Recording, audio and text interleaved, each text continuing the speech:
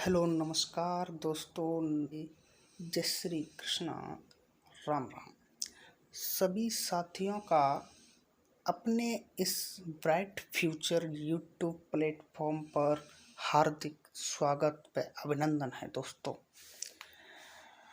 तो जैसा कि आपको थंबनेल में दिख रहा है कि भारतीय संविधान के कुछ महत्वपूर्ण प्रश्नोत्तरी हम आपके साथ इस वीडियो के अंतर्गत साझा करने वाले हैं, जो कि आगामी विभिन्न प्रतियोगी परीक्षाओं के लिए एक महत्वपूर्ण भूमिका निभाने वाली है।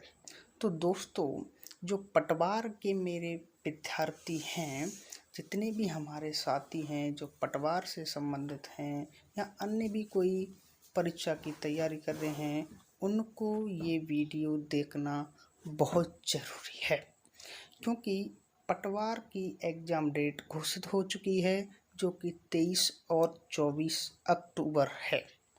तो दोस्तों, पटवार के पॉइंट ऑफ व्यू से हम आज उन महत्वपूर्ण प्रश्नोत्तरी की बात करने वाले हैं जो कि अक्सर एग्जाम्स में पूछे जाते हैं।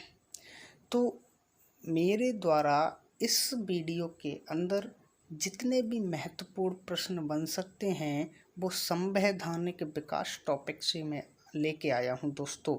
तो संवैधानिक विकास के कुछ महत्वपूर्ण प्रश्न हम इस वीडियो में आज साझा करेंगे।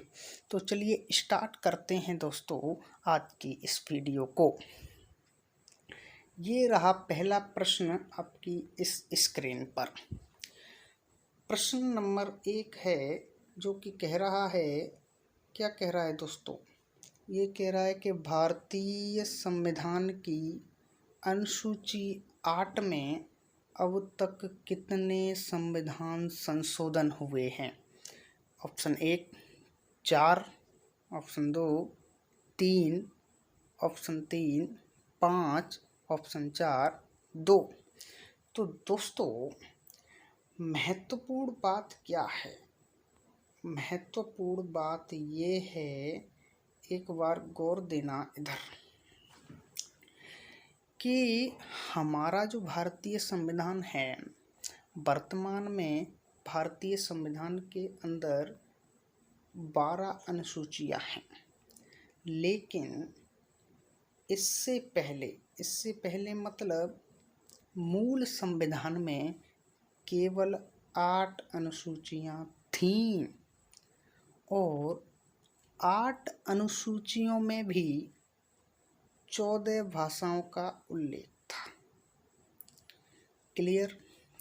और दोस्तों, वर्तमान में यदि अपन बात करते हैं तो 8वीं अनुसूची में 22 लैंग्वेज अर्थात 22 भाषाओं का उल्लेख है। अब मैं ये कहना चाह रहा हूँ कि मूल संविधान में तो केवल 14 भाषाएं थीं, और वर्तमान संविधान के अंदर इस 8वीं अनुसूची में 22 भाषाओं का उल्लेख है। तो 14 से लेके ये 22 भाषाएं कैसे हुई, अर्थात जो 8 नई भाषाएं जोड़ी गईं, उनके लिए 8वीं अनुसूची में कुछ संविधान संशोधन किए गए। तो दोस्तों, वो संविधान संशोधन कितने थे, इस प्रश्न में ये पूछा गया है। तो इस प्रश्न का तो आंसर आपका होगा ऑप्शन नंबर 2 अर्थात 3। तो दोस्तों, 3 जो संविधान संशोधन थे वो हमने 8वीं अनुसूची में किए थे, जिनके द्वारा हमने नई 8 भाषाओं को इस 8वीं अनुसूची में जोड़ा। और वो कौन कौन से 3 संविधान संशोधन थे, उनकी बात हम अब करने वाले हैं। तो देखिए दोस्तों, पहले था आपका 21वां संविधान संशोधन। और ये 21वां संविधान संशोधन जो था वो दोस्तों 1967 को हुआ था, जिसके द्वारा सिंधी भाषा को जोड़ा गया। और ये सिंधी भाषा 15वीं भाषा के रूप में 8वीं अनुसूची में जोड़ी गई थी। उसके बाद 71वां संविधान संशोधन हुआ जो कि 1992 में हुआ और इसके द्वारा 3 भाषाएं संविधान की अनुसूची 8 में जोड़ी गईं। और वो 3 भाषाएं थीं मणिपुरी, कोंकणी और नेपाली।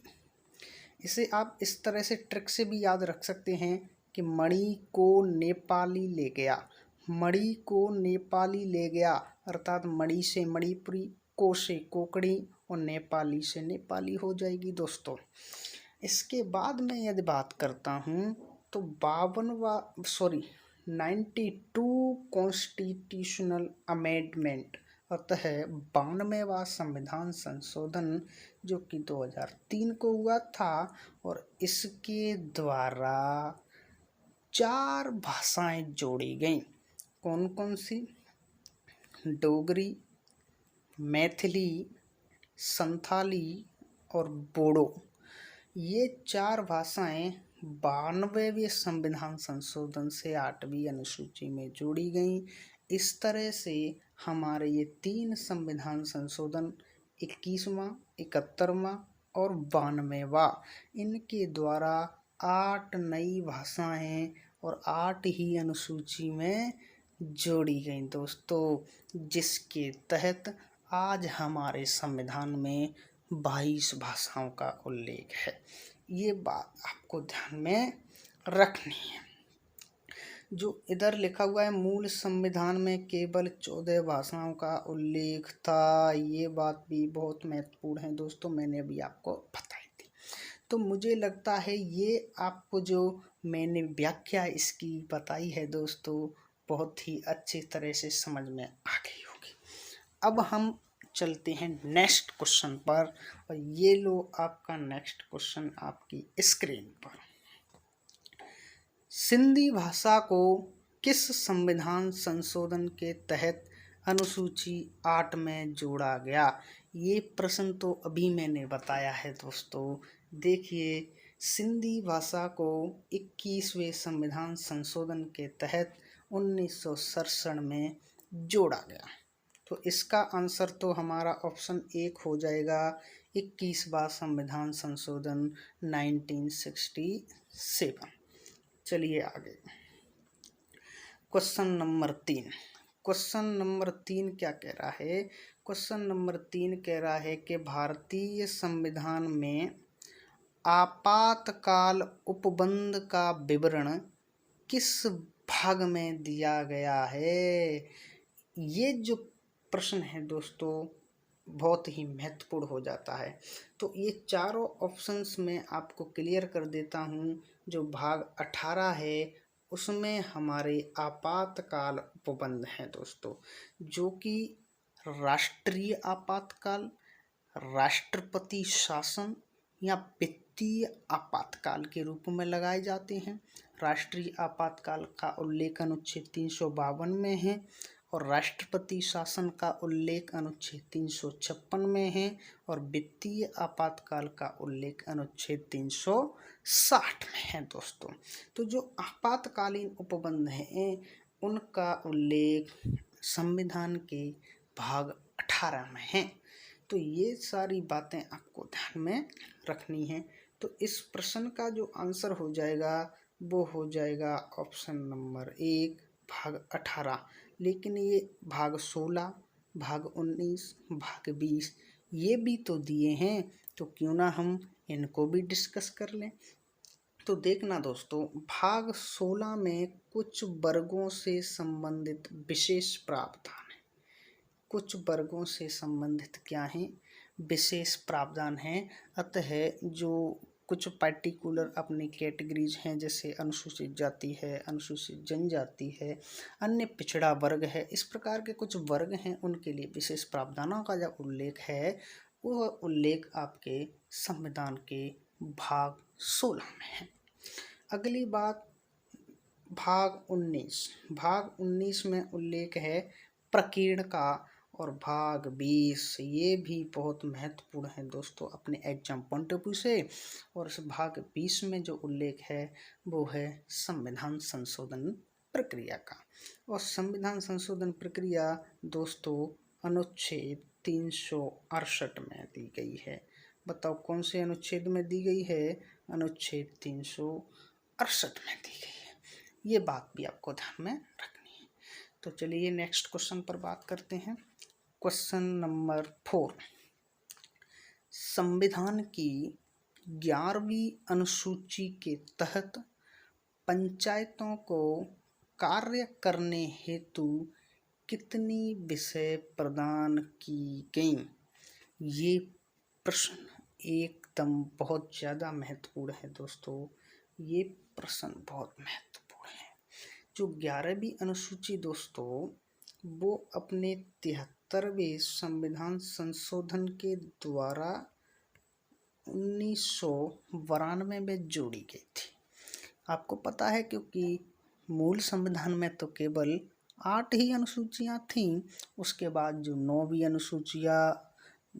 अनुसूची थी वो हमारी प्रथम संविधान संशोधन से जोड़ी गई। 10वीं अनुसूची थी वो आपके 52 जो वहाँ संविधान था 52वां कॉन्स्टिट्यूशनल अमेंडमेंट उसके द्वारा जोड़ी गई। उसके बाद आपकी जो 11वीं अनुसूची थी वो जोड़ी गई 73वें संविधान संशोधन से। और जो 12वीं और अंतिम अनुसूची थी वो जोड़ी गई दोस्तों 74वें संविधान संशोधन से। तो ये जो 73वें संविधान संशोधन के तहत 11वीं अनुसूची जोड़ी गई, इसमें ग्राम पंचायतों का उल्लेख था दोस्तों। अतः पंचायती राज व्यवस्था का उल्लेख था और पंचायती राज संस्थाओं को कार्य करने के लिए इस अनुसूची में 29 विषय प्रदान की गई। तो इसका आंसर आपका पहला ही ऑप्शन हो जाएगा, 29 विषय प्रदान की गई दोस्तों। तो देखना इधर आपका लिखा हुआ है कि 11वीं अनुसूची मूल संविधान में उल्लेख नहीं था और ये 73वें संविधान संशोधन से 1992 में जोड़ी गई और 29 कार्यों का उल्लेख है। ये बात आपको ध्यान में रखनी है।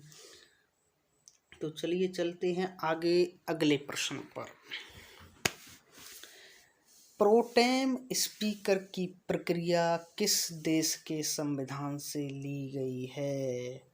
ये एक प्रश्न आपका स्रोतों से है दोस्तों, ध्यान से सुनना। प्रोटेम स्पीकर होता कौन है? ये बात प्रोटेम स्पीकर होता कौन है ये बात तो हम पढ़ेंगे कब? जब संसद वाला टॉपिक पढ़ेंगे। क्योंकि राष्ट्रपति संसद की जो लोकसभा है उस लोकसभा का अध्यक्ष जो नियुक्त करता है वो प्रोटेम स्पीकर होता है।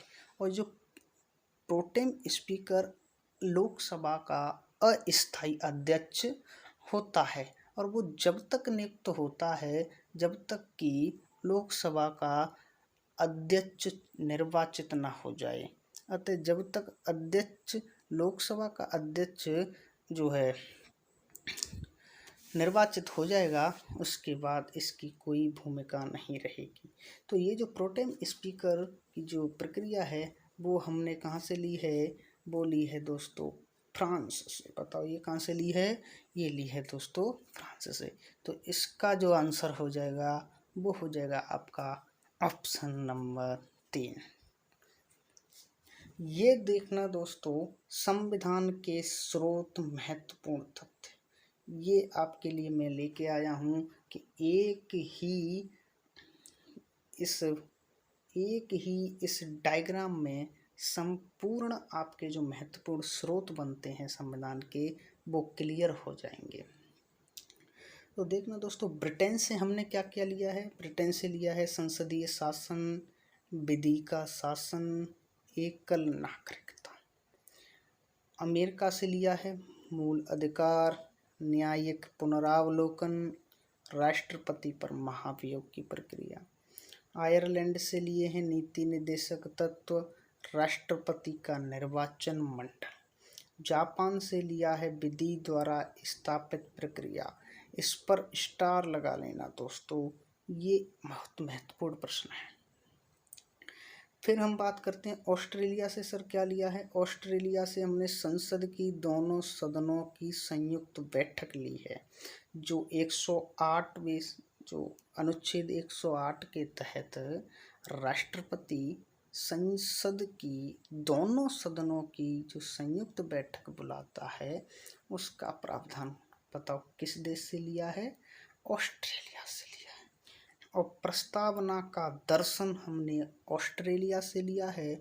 यदि पूछा जाए प्रस्तावना की भाषा कहाँ से ली है, तो भाषा दोस्तों ये इसको लेकर के कई स्टूडेंट्स को कन्फ्यूजन रहता है, तो भाषा को ऑस्ट्रेलिया से समझ लेते हैं, लेकिन भाषा ऑस्ट्रेलिया से नहीं ली है। भाषा तो अमेरिका से ली है। बताओ भाषा कहाँ से ली है? यूएसए से ली है। और ऑस्ट्रेलिया से तो प्रस्तावना का दर्शन लिया है। तो इस बात को भी आपको ध्यान में रखना है। अगला आपका सोवियत संघ, इसी को अपन कहते हैं रसिया या रूस। तो रूस से हमने लिए हैं मूल कर्तव्य, और जो प्रस्तावना में 3 प्रकार का न्याय है, सामाजिक, आर्थिक और राजनीतिक प्रकार का न्याय, ये भी हमने बताओ कहाँ से लिया है? सोवियत संघ से लिया है। तो आशा करता हूँ ये सारे संविधान के स्रोतों से संबंधित महत्वपूर्ण तथ्य थे, वो आपको बहुत अच्छे लगे होंगे और आपकी समझ में भी आए होंगे। तो चलिए दोस्तों नेक्स्ट क्वेश्चन पर चलते हैं। मॉन्टेग्यू चेम्सफोर्ड सुधार अधिनियम 1919 की प्रमुख विशेषता है। ऑप्शन ए, प्रांतों में द्वैध शासन। ऑप्शन 2, सांप्रदायिक निर्वाचन प्रणाली का विस्तार। ऑप्शन नंबर 3, लोक सेवा आयोग की स्थापना का प्रावधान। ऑप्शन नंबर 4, उपरोक्त सभी। देखना दोस्तों, 1919 में मॉन्टेग्यू थे हमारे भारत सचिव। बताओ कौन थे रे? भारत सचिव थे। और जो चेम्सफोर्ड थे, ये थे हमारे गवर्नर जनरल, अतः जीजी। कौन थे? जीजी थे। इनके समय ये अधिनियम आया, इसीलिए इसे हमने कह दिया मॉन्टेग्यू चेम्सफोर्ड सुधार अधिनियम। अब दोस्तों इसके तहत क्या क्या प्रावधान किए गए? इसके तहत प्रावधान किया गया कि जो प्रांत थे उन प्रांतों में द्वैध शासन लागू। प्रांतों में द्वैध शासन लागू। अतः द्वैध शासन का मतलब क्या होता है? द्वैध शासन का मतलब ये होता है कि जो प्रांत थे ना, जो प्रांतों में तो गवर्नर हुआ करते थे, बिल्कुल, तो उस गवर्नर की जो शक्तियां थी वो 2 भागों में बांटती। एक तो हस्तांतरित और एक आरक्षित। उसी को अपन क्या कहते हैं? द्वैध शासन। और ये द्वैध शासन की प्रक्रिया बताओ कौन से अधिनियम से लागू की थी? मॉन्टेग्यू चेम्सफोर्ड सुधार अधिनियम से। इसका मतलब पहला तो सही हो जाएगा, ठीक है। अब आगे बात करते हैं दोस्तों। हमने बात की थी कि 1909 के अधिनियम से, जिसे अपन मार्ले मिंटो सुधार अधिनियम कहते हैं, उसके तहत मुस्लिमों के लिए अलग से निर्वाचन प्रणाली, जिसे सांप्रदायिक निर्वाचन प्रणाली कहा गया, उसका निर्माण किया गया। जो मुस्लिमों के लिए, केवल मुस्लिमों के लिए 1909 के अधिनियम से किया गया, लेकिन जब 1919 का ये अधिनियम आया तो उस सांप्रदायिक निर्वाचन प्रणाली में एंग्लो इंडियंस को, यूरोपियों को, सिख को, इनको भी शामिल कर लिया दोस्तों। तो इसका मतलब ये हुआ कि सांप्रदायिक निर्वाचन प्रणाली का जो विस्तार है वो बताओ कौन से अधिनियम में होता है? 1919 के इस अधिनियम में होता है। इसका मतलब ऑप्शन 2 भी राइट है। ऑप्शन 2 भी राइट है। इसके बाद ऑप्शन नंबर 3, लोक सेवा आयोग की स्थापना का प्रावधान। दोस्तों, लोक सेवा आयोग, ध्यान से सुनना, लोक सेवा आयोग ये शब्द ही केवल लिखा हुआ था मॉन्टेग्यू चेम्सफोर्ड सुधार अधिनियम में। तो लोक सेवा आयोग के गठन का प्रावधान इस 1919 के अधिनियम में किया गया, ये बात सत्य है। और इसी के तहत 1926 में केंद्रीय लोक सेवा आयोग का गठन भी किया गया, जिसके प्रथम अध्यक्ष थे वारकर। कौन थे? वारकर थे। लेकिन दोस्तों, जब 1935 का अधिनियम आया तो उस 1935 के अधिनियम में इस केंद्रीय लोक सेवा आयोग को संघीय लोक सेवा आयोग का दर्जा दे दिया गया और राज्यों में अलग से राज्य लोक सेवा आयोग का प्रावधान किया गया। तो यदि आपसे प्रश्न पूछा जाता है कि केंद्र में, किसमें? केंद्र में और राज्य में अलग अलग लोक सेवा आयोगों का प्रावधान कब किया गया? तो 1935 के अधिनियम से किया गया। पूछा जाता है संघीय लोक सेवा आयोग का गठन कब किया गया? तो 1935 के अधिनियम से। लेकिन केवल लोक सेवा आयोग शब्द आता है तो आंसर हो जाएगा चेम्सफोर्ड सुधार अधिनियम।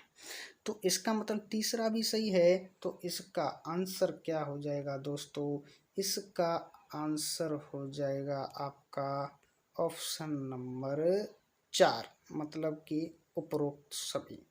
इसका आंसर क्या हो जाएगा? उपरोक्त सभी। तो आशा करता हूँ ये प्रश्न आपको बहुत अच्छे से समझ में आया होगा। देख लेते हैं इसकी व्याख्या। अधिनियमों का पोस्टमार्टम। एक ही चार्ट में सारे अधिनियम आपको इस तरह से याद हो जाएंगे दोस्तों, मज़ा आ जाएगा आपको। क्या आ जाएगा बताओ? मज़ा आ जाएगा। ऐसी बताओ, ऐसे फैक्ट मैं आपके सामने पेश कर रहा हूँ, इनमें बताओ कितनी मेहनत लगी होगी। अरे मेहनत तो लगी होगी कि नहीं लगी होगी? तो वीडियो को लाइक और शेयर करे बिना तो जाना नहीं दोस्तों, इसमें बहुत मेहनत लगी है। तो देखना, 1773 का रेगुलेटिंग है, 1773 का रेगुलेटिंग एक्ट, ये बताओ ब्रिटिश सरकार द्वारा भारत में बनाया गया सबसे पहला कानून था। और इसके तहत बताओ बंगाल में गवर्नर जनरल के पद का सृजन किया गया। क्योंकि दोस्तों इससे पहले जब ईस्ट इंडिया कंपनी भारत में आती है, उससे पहले बताओ कौन था रे? गवर्नर का पद था बंगाल में। क्योंकि बंगाल ही भारत का सबसे बड़ा क्या था रे? अरे राज्य था। तो बंगाल सबसे बड़ा राज्य था। तो ईस्ट इंडिया कंपनी ने सबसे पहले बताओ बंगाल पर ही अपना क्या कर लिया? अधिकार जमा लिया।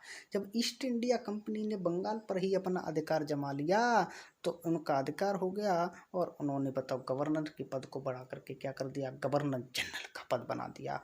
और बंगाल के उस समय पहले गवर्नर जनरल बने थे वॉरेन हेस्टिंग्स साहब। ये वॉरेन हेस्टिंग्स साहब, यदि पूछा जाता है कि बंगाल के अंतिम गवर्नर कौन थे, तो भी वॉरेन हेस्टिंग्स है। और पहले गवर्नर जनरल पूछे तो कौन है? वॉरेन हेस्टिंग्स ही है दोस्तों। और इसी रेगुलेटिंग एक्ट के तहत कोलकाता के फोर्ट विलियम में सबसे पहले सुप्रीम कोर्ट, जी हाँ बिल्कुल, उच्चतम न्यायालय की स्थापना की गई, जिसके प्रथम न्यायाधीश कौन थे बताओ? प्रथम चीफ जस्टिस थे आपके एलिजा एम्पे। प्रथम मुख्य न्यायाधीश कौन थे? एलिजा एम्पे। ये बात आपको ध्यान में रखनी है रेगुलेटिंग एक्ट के बारे में। इसके बाद 1833 का चार्टर एक्ट। देखना मैं सभी एक्टों को तो नहीं लेके आया हूँ, मैं उन्हीं एक्टों को लेके आया हूँ जहाँ से प्रश्न परीक्षा में बनते हैं, जो महत्वपूर्ण है, ठीक है ना। 1833 के चार्टर एक्ट से क्या किया गया, बंगाल के गवर्नर जनरल का पद भारत का गवर्नर जनरल में बदल दिया दोस्तों। जो बंगाल के गवर्नर जनरल का पद 1773 के रेगुलेटिंग एक्ट में बनाया गया, उसे 1833 में जाके संपूर्ण भारत का क्या बना दिया, गवर्नर जनरल। और उस समय बताओ भारत के प्रथम गवर्नर जनरल कौन बने, लॉर्ड विलियम बेंटिंक। यदि ये भी पूछा जाए कि बंगाल के अंतिम गवर्नर जनरल कौन थे, तो बंगाल के अंतिम गवर्नर जनरल कौन थे, लॉर्ड विलियम बेंटिंक ही थे, क्योंकि इन्हीं को तो बताओ क्या बनाया गया, भारत का गवर्नर जनरल बनाया। तो भारत के प्रथम governor general Lord William Bentinck और बंगाल के अंतिम governor general Lord William Bentinck. 1858 का इस भारत शासन अधिनियम, इसके द्वारा क्या किया गया, जो भारत का गवर्नर जनरल का पद था दोस्तों, इसका नाम बदल करके बताओ क्या कर दिया, वायसराय कर दिया गया। ये महत्वपूर्ण बात है यहाँ पर, क्योंकि स्टूडेंट यहाँ कंफ्यूज हो जाता है, वो समझता है कि भारत शासन अधिनियम जो 1858 का है उसमें गवर्नर जनरल के पद को ही समाप्त कर दिया। अरे पद को समाप्त नहीं किया, केवल उसका नाम बदल करके क्या रख दिया बताओ, वायसराय रख दिया।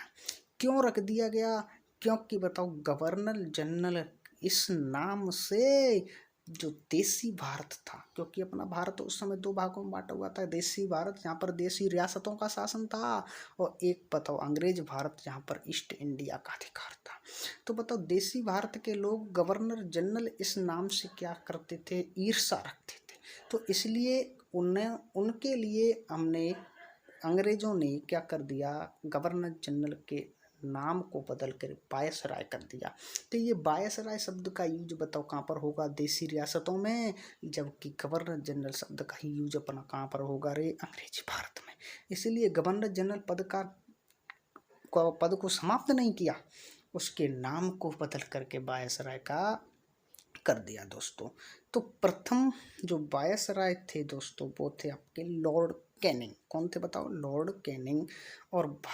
और एक और महत्वपूर्ण बात है, इसी 1858 के भारत शासन अधिनियम के तहत बताओ एक नया पद सृजित किया गया, भारत सचिव। बताओ कौन सा, अरे भारत सचिव। और वो भारत सचिव, पहले भारत सचिव फिर कौन बने, लॉर्ड एडवर्ड स्टैनली। देखना दोस्तों यहाँ पर दो नाम मिलते हैं, एक तो मिलता है लॉर्ड एडवर्ड स्टैनली, एक मिलता है चार्ल्स वुड। यदि आपको लॉर्ड एडवर्ड स्टैनली ऑप्शन में मिलता है तो आपको करना है लॉर्ड एडवर्ड स्टैनली। यदि ये ऑप्शन में नहीं मिले तब आपको चार्ल्स वुड करना है, ठीक है ना। ये बात आपको ध्यान में रखनी है। और बात मैं बता देता हूँ, इसी 1858 के भारत शासन अधिनियम के तहत ही ईस्ट इंडिया कंपनी का शासन समाप्त कर ब्रिटिश का, किसका बताओ, ब्रिटिश जो महाराज था, महारानी थी, उसका डायरेक्ट अतः प्रत्यक्ष शासन लागू कर दिया गया भारत में। इसीलिए भारत सचिव नए पद को सृजित करने की आवश्यकता पड़ी थी दोस्तों।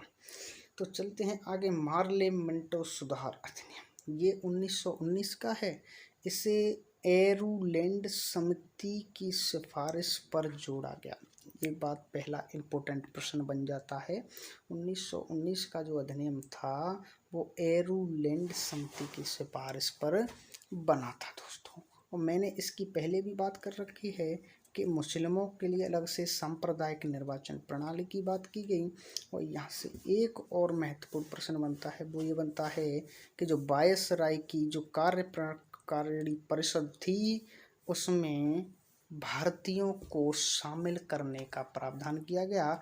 और सबसे पहले इसमें सत्येंद्र प्रसाद को बताओ विधि सदस्य के रूप में शामिल किया गया। ये बहुत महत्वपूर्ण बात बनती है यहाँ से, सत्येंद्र प्रसाद को विधि सदस्य के रूप में सर्वप्रथम वायसराय की कार्यकारी परिषद में क्या किया गया था, शामिल किया गया था। तो ये बात आपको ध्यान में रखनी है। अगला 1919 का अभी पढ़ ही चुके हैं अपन। इसके बाद मैं बात कर रहा हूँ सीधे 1935 के अधिनियम की। इसकी भी हालांकि मैं चर्चा कर चुका हूँ। देखना 1919 के अधिनियम में मैंने बात की थी कि प्रांतों में द्वैध शासन लागू हुआ था, लेकिन 1935 में पहुँचते पहुँचते प्रांतों के द्वैध शासन को क्या कर दिया, समाप्त कर दिया, और वह द्वैध शासन केंद्र में लागू कर दिया। तो केंद्र में द्वैध शासन 1935 के अधिनियम से लगा। जब प्रांतों में बताओ खत्म कर दिया द्वैध शासन, तो प्रांतों में बताओ क्या आ गई रे, स्वायत्तता आ गई। तो प्रांतों में स्वायत्तता लागू कर दी गई। ये बात भी आपको क्या रखनी है, ध्यान में रखनी है। इसके बाद अखिल भारतीय संघ की स्थापना, ये भी एक बहुत महत्वपूर्ण प्रश्न बनता है। अखिल भारतीय संघ की स्थापना बताओ कौन से अधिनियम से, 1935 के अधिनियम से।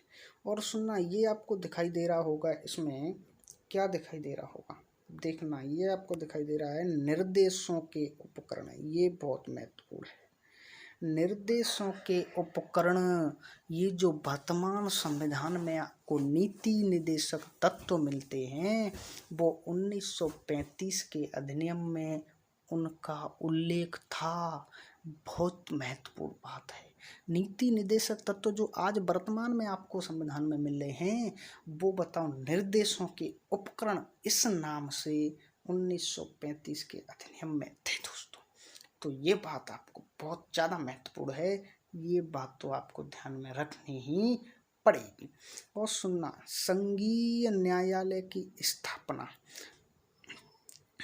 यहाँ क्या शब्द लिखा है, संघीय न्यायालय। ध्यान रखना, उच्चतम न्यायालय नहीं है, सुप्रीम कोर्ट नहीं है ये, अरे ये तो फेडरल कोर्ट है, संघीय न्यायालय है। यदि सुप्रीम कोर्ट की आपसे बात पूछी जाती है तो उसकी स्थापना तो बताओ 1773 के रेगुलेटिंग एक्ट से ही हो गई थी ना, हमने बात की थी ना अभी, बिल्कुल की थी। लेकिन फेडरल कोर्ट पूछा जाए, संघीय न्यायालय पूछा जाए, तो आपका आंसर हो जाएगा 1937 में। 1937 में इसकी स्थापना हुई थी, लेकिन अधिनियम कौन सा था, 1935 का अधिनियम। और इस संघीय न्यायालय के अतः फेडरल कोर्ट के जो प्रथम मुख्य न्यायाधीश थे वो थे मॉरिस गुएर। बताओ कौन थे रे, मॉरिस गुएर थे दोस्तों। तो ये हमारे अधिनियमों का एक ही साथ हमने पोस्टमार्टम कर दिया है। आशा करता हूँ सब बातें आपको अच्छे से समझ में आ गई होगी। चलते हैं अपने अगले प्रश्न पर। क्वेश्चन नंबर 7, संविधान की प्रारूप समिति के अध्यक्ष किसे नियुक्त किया गया।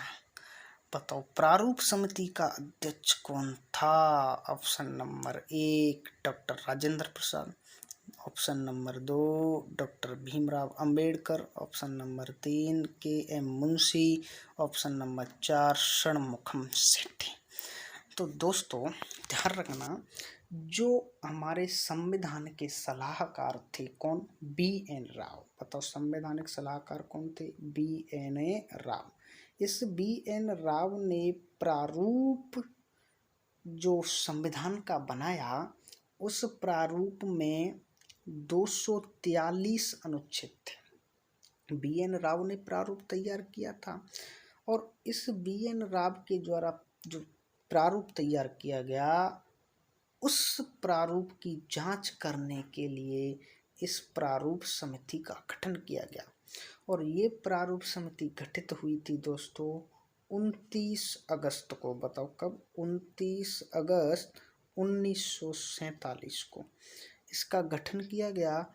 और बताओ इसके जो अध्यक्ष थे वो बने थे डॉक्टर भीमराव अंबेडकर। बताओ शिक्षा वह शेरनी का दूध है जो जितना पिएगा वो उतना ताड़ेगा, डॉक्टर भीमराव अंबेडकर। तो ये थे हमारे प्रारूप समिति के अध्यक्ष। चलो और बात करते हैं अपन इस प्रारूप समिति से संबंधित। तो देखना दोस्तों, प्रारूप समिति का गठन 29 अगस्त 1947 को हुआ था। इसके अध्यक्ष हमारे बने थे डॉक्टर भीमराव अंबेडकर। और ये महत्वपूर्ण प्रश्न बनता है, ये अध्यक्ष बने कब थे? अध्यक्ष बने कब थे? अध्यक्ष बने थे 30 अगस्त को। दोस्तों 29 अगस्त को तो समिति का गठन हुआ था और डॉक्टर भीमराव अंबेडकर इसके अध्यक्ष कब बने थे? 30 अगस्त 1947 को। और इसमें कुल मेंबर थे 7। कुल मेंबर कौन थे? कितने थे? 7 थे। पहले डॉक्टर भीमराव अंबेडकर ही थे जो कि इसके अध्यक्ष थे। दूसरे नंबर पर आपके एन माधव राव हैं। तीसरे पर अल्लादी कृष्ण स्वामी अय्यर हैं। चौथे नंबर पर के.एम. मुंशी, इनको कहते हैं कन्हैयालाल माणिक्यलाल मुंशी। फिर टी.टी. कृष्णामचारी, एन गोपाल स्वामी आयंगर और सैयद मोहम्मद सादुल्ला। दोस्तों इसमें जो एन माधव राव है, ध्यान से सुनना, एन माधव राव हैं और इसमें टी.टी. कृष्णामचारी हैं। ये दो अन्य व्यक्तियों के स्थान पर आए थे। कौन कौन? जो टी.टी. कृष्णामचारी थे, ये टी.टी. कृष्णामचारी अरे डी.पी. खेतान के स्थान पर आए। बताओ किसके स्थान पर आए थे? डी.पी. खेतान के स्थान पर आए थे। और जो एन माधव राव थे वो बताओ बी.एल. मित्तर। बताओ कौन है? बी.एल. मित्तर इनके स्थान पर आए थे। गुरुजी आप कहेंगे ऐसा क्या हो गया था इनको? ये बताओ इनमें से अरे कौन? जो डी.पी. खेतान थे इनकी बताओ मृत्यु हो गई थी। और जो बी.एल. मित्तर थे इन्होंने बताओ क्या दे दिया था? इस्तीफा दे दिया था। इसीलिए इनके स्थान पर ये दो टी.टी. कृष्णामचारी और एन माधव राव नियुक्त किए गए। इन सभी सदस्यों से क्वेश्चन कैसे बनते हैं? प्रश्न इससे बनते हैं, पहला तो मैंने ही जो दिया था कि प्रारूप समिति के अध्यक्ष कौन थे, ये बन जाता है और इससे ये सभी बन जाते हैं प्रश्न। और जो सदस्यों से प्रश्न बनता है दोस्तों, एक प्रश्न पूछा भी गया था कि बताओ प्रारूप समिति के कांग्रेस से संबंधित सदस्य थे, तो वो बताया था आंसर के.एम. मुंशी। लेकिन दोस्तों मैं आपको अच्छी तरह बता देना चाहता हूँ कि थे तो ये सभी लोग कांग्रेस के ही अध्यक्ष थे, तो ये सभी लोग कांग्रेस के अध्यक्ष, लेकिन के.एम. मुंशी जो थे वो कांग्रेस के प्रत्यक्ष रूप से ही अध्यक्ष थे, क्योंकि ये अन्य थे वो बाद में कांग्रेस ज्वाइन की थी, लेकिन वो पहले से ही कांग्रेस से ही रहे थे। इसलिए ऐसे प्रश्न बन जाते हैं। यदि इन सभी सदस्यों को आपको याद करना है तो उसके लिए मैंने ये ट्रिक भी यहाँ पर दे दी है। भीम बोले माधव कृष्ण कन्हैया, गोपाल अय्यर टी.टी. को बुलाओ सादुल्ला, जिसके द्वारा हम सभी को याद कर सकते हैं। तो चलिए दोस्तों आगे बात करते हैं। वीडियो ज़्यादा लंबा हो रहा है इसलिए मैं केवल 10 प्रश्न ही आज आपको कराऊंगा। ज़्यादा प्रश्न करने से वीडियो ज़्यादा लंबा हो जाता है, ठीक है ना। लेकिन मुझे आशा है कि सारी बातें आपको समझ में आ रही होंगी। समय भले ज़्यादा लग रहा हो लेकिन बातें आपकी एकदम क्लियर होनी चाहिए। जितना भी ज्ञान मिल रहा है उसको ग्रहण करो। समय का क्या मतलब? अरे समय तो कितना भी लग जाए लेकिन ज्ञान भरपूर होना चाहिए। तो प्रश्न नंबर 8 बताओ क्या कह रहा है? संविधान सभा के संवैधानिक सलाहकार कौन थे? अरे बताओ, ये प्रश्न तो मैंने अभी आपको बता ही था रे। क्या बताया था? अरे बी.एन. राव। संविधान सभा के संवैधानिक सलाहकार कौन थे? बताओ। बी.एन. राव थे। बेनिंगल नरसिंह राव। कौन थे? बेनिंगले नरसिंह राव। डॉक्टर राजेंद्र प्रसाद कौन थे? फिर जे.बी. कृपलानी कौन थे? फिर इनकी भी बात कर लेते हैं। आ जाइए इधर तो सुनना। डॉक्टर राजेंद्र प्रसाद थे हमारे संविधान सभा के अध्यक्ष। ध्यान से सुनना दोस्तों, संविधान सभा की जो प्रथम बैठक हुई थी उसमें सबसे पहले जो संविधान सभा के अस्थायी अध्यक्ष चुने गए थे और वो थे डॉक्टर सच्चिदानंद सिन्हा। ये प्रश्न भी आपसे पूछा जाता है कि संविधान सभा के अस्थायी अध्यक्ष कौन थे। तो वो बने थे सच्चिदानंद सिन्हा, और वो फ्रांस और यूएसए की परंपरा के अनुसार बनाए गए थे, क्योंकि उस समय संविधान सभा के सबसे वृद्ध और सबसे बुजुर्ग लोग थे, इसलिए उनको क्या बना दिया गया, अस्थायी अध्यक्ष बनाया गया। लेकिन 11 दिसंबर, कब, 11 दिसंबर 1940 को डॉक्टर राजेंद्र प्रसाद को संविधान सभा का स्थायी अध्यक्ष बना दिया गया। अगला है संविधान सभा के प्रमुख वक्ता। वक्ता कौन थे गुरुजी? जेबी कृपलानी थे। कौन थे? जेबी कृपलानी थे। इनको बहुत अच्छे से ध्यान रखना, यहाँ से प्रश्न आएगा एग्जाम में, ऐसे ही प्रश्न आते हैं और आप ऐसे ही प्रश्नों को आसानी से गलत कर देते हो, इसीलिए कोई भी प्रश्न आज के बाद गलत नहीं होना चाहिए, ध्यान से पढ़िएगा। संविधान सभा के उपाध्यक्ष, देखना दोस्तों, संविधान सभा के 2 उपाध्यक्ष थे। कितने थे? 2 उपाध्यक्ष थे। मैंने कहा था आपसे कि उस समय अपना भारत 2 भागों में बटा हुआ था, एक तो देसी भारत, दूसरा अंग्रेज भारत। तो जो देसी भारत में जो संविधान सभा के उपाध्यक्ष थे वो थे बीटी कृष्णामाचारी। कौन थे? बीटी कृष्णामाचारी। और अंग्रेज भारत में जो थे वो थे एच.सी. मुखर्जी, अतः हरेंद्र कुमार मुखर्जी। ध्यान रखिएगा। संविधान सभा के उपसभापति, ध्यान से सुनना, कौन? उपसभापति पूछा है, और वो हो जाएंगे आपके फ्रैंक जे एंथोनी। फ्रैंक जे एंथोनी। और संविधान सभा के सचिव, ये भी बहुत महत्वपूर्ण है, इसीलिए इसे मैंने हाईलाइट करके रखा है। संविधान सभा के जो सचिव थे दोस्तों वो कौन थे? एच.बी.आर. आयंगर। कौन थे? एच.बी.आर. आयंगर। चलते हैं नेक्स्ट प्रश्न पर। अगला प्रश्न है कि नियम समिति की एकमात्र महिला सदस्य कौन थी?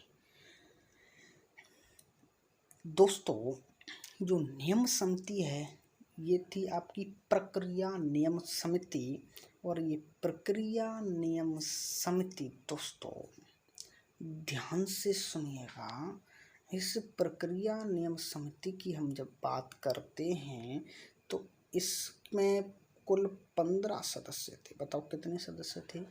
15 सदस्य थे। और इसके अध्यक्ष थे, बताओ कौन? राजेंद्र प्रसाद। इसके अध्यक्ष कौन थे? डॉक्टर राजेंद्र प्रसाद। और दोस्तों इस नियम समिति में केवल एक महिला थी, और वो एक महिला सदस्य कौन थी, ये प्रश्न आपसे पूछा जा रहा है। ये प्रश्न तो बहुत ज़्यादा महत्वपूर्ण है, और इसका आंसर हो जाएगा, बताओ कौन? दुर्गाबाई देशमुख। दुर्गाबाई देशमुख नियम समिति की एकमात्र महिला सदस्य थी। वेरी वेरी मोस्ट प्रश्न। देखना दोस्तों, ये मैं आपके सामने कुछ समितियां लेके आया हूँ जो एक ही बार में सभी समितियों का पोस्टमार्टम आपके सामने हो जाएगा, क्योंकि समितियों से संबंधित प्रश्न आपके एग्जाम में पूछे जाते हैं। तो एक तरफ तो दे रखे हैं संविधान सभा की समितियों के नाम, और दूसरी तरफ दे रखे हैं उनका अध्यक्ष दोस्तों। तो सबसे पहले वही दे रखी है आपकी कौन सी समिति? नियम समिति, और उसके अध्यक्ष कौन हैं? डॉक्टर राजेंद्र प्रसाद। और ये नियम समिति की मैंने बात की, देखना इधर 15 सदस्य होते हैं, अध्यक्ष बताओ डॉक्टर राजेंद्र प्रसाद थे, और एकमात्र महिला बताओ कौन थी? दुर्गाबाई देशमुख। संघ शक्ति समिति, ध्यान से सुनना, ये संघ शक्ति समिति और एक संघ संविधान समिति, इन दोनों के अध्यक्ष डॉक्टर राजेंद्र प्रसाद हैं। यदि आपसे पूछा जाए प्रांतीय संविधान समिति, बताओ प्रांतीय संविधान समिति या प्रांतीय शक्ति समिति, तो वो दोनों के अध्यक्ष आपके सरदार वल्लभ भाई पटेल हो जाएंगे। अतः प्रांत की संविधान समिति के अध्यक्ष सरदार वल्लभ भाई पटेल, और संघ की संविधान समिति के अध्यक्ष पंडित जवाहरलाल नेहरू। आगे देखिए संचालन समिति के अध्यक्ष कौन थे? डॉक्टर राजेंद्र प्रसाद। प्रारूप समिति, इसकी बात तो अभी कर ही चुके हैं, डॉक्टर भीमराव अंबेडकर। झंडा समिति, ध्यान से सुनना मेरे दोस्तों कि झंडा समिति नाम की तो कोई समिति थी ही नहीं। पहली बात कि झंडा समिति नाम की तो कोई समिति थी ही नहीं। तो आप कहेंगे कि गुरु जी आप पैसे ऐसे ही ले आते हो क्या? अरे ऐसे ही नहीं लाया रे। झंडा समिति नाम से समिति नहीं थी, लेकिन समिति तो थी, और उस समिति का नाम था राष्ट्रीय ध्वज समिति। बताओ क्या नाम था? राष्ट्रीय ध्वज समिति था, और अध्यक्ष थे डॉक्टर राजेंद्र प्रसाद। अध्यक्ष कौन थे? डॉक्टर राजेंद्र प्रसाद। और इस बात को आपको ध्यान में रखना है कि झंडा समिति के नाम से समिति नहीं थी, समिति तो किस नाम से थी? राष्ट्रीय ध्वज समिति के नाम से थी दोस्तों। तो ये बात आपको ध्यान रखना है। और जो राष्ट्रीय ध्वज भारत में अपनाया गया, वो बताओ राष्ट्रीय ध्वज आपसे पूछ लिया जाए तो कब अपनाया गया? तो दोस्तों वो अपनाया गया 22 जुलाई, अरे 22 जुलाई 1947 को। बताओ कब अपनाया गया? 22 जुलाई 1947 को राष्ट्रीय ध्वज अपनाया गया भारत के द्वारा। और पूछा जाए कि गुरुजी राष्ट्रीय ध्वज जो है तैयार किसने किया, तो वो किसने किया था? बताओ पिंगले ने। बताओ किसने?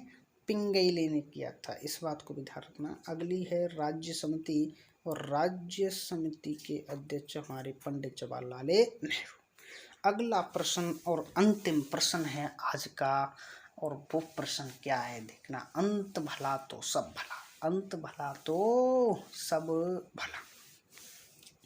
10वां प्रश्न, संविधान सभा की प्रथम बैठक में भाग लेने वाले कुल सदस्यों की संख्या कितनी थी? दोस्तों ध्यान से पढ़ना इस प्रश्न को, ध्यान से पढ़ना इस प्रश्न को, बहुत ज़्यादा कन्फ्यूजन कर देता है ये वाला प्रश्न। प्रथम बैठक पूछा है, अधिवेशन नहीं पूछा, अरे सत्र नहीं पूछा है, क्या पूछा है? बैठक पूछा है। तो एक एक पॉइंट को मैं क्लियर कर देना चाहता हूँ। यदि आपसे पूछा जाए कि प्रथम अधिवेशन में कितने थे, अरे तो प्रथम अधिवेशन में तो सदस्य थे 211, लेकिन पूछा जाए कि प्रथम बैठक में कितने थे, वो गुरुजी 207 थे। इस बात को आपको ध्यान में रखना है अच्छी तरह से। तो इस प्रश्न का जो आंसर हो जाएगा, वो आंसर तो बताओ क्या हो जाएगा? अरे 207 हो जाएगा। चलिए ये जो नंबर वाले, जो संख्या वाले प्रश्न है ना, उनको मैं एक साथ निपटाता हूँ। देखना, इधर आ जाइए। संविधान सभा की कुल कितनी बैठक हुई थी? 166। लेकिन संविधान के निर्माण होने तक संविधान सभा की कुल कितनी बैठक हुई थी? 24 जनवरी 1950 को जो संविधान सभा की बैठक हुई थी ना, वो उसकी अंतिम बैठक थी। लेकिन संविधान का निर्माण तो बताओ 26 नवंबर 1949 को ही पूरा हो गया था।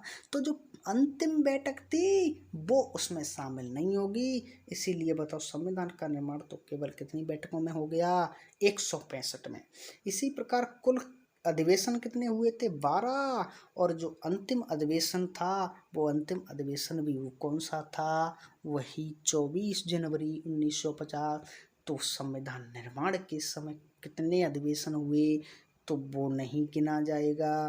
केवल कितने रह जाएंगे? 11 रह जाएंगे। और संविधान सभा की प्रथम बैठक कौन सी? प्रथम बैठक में सदस्य 207 थे, लेकिन प्रथम अधिवेशन पूछ ले तो सदस्य 211 हो जाएंगे।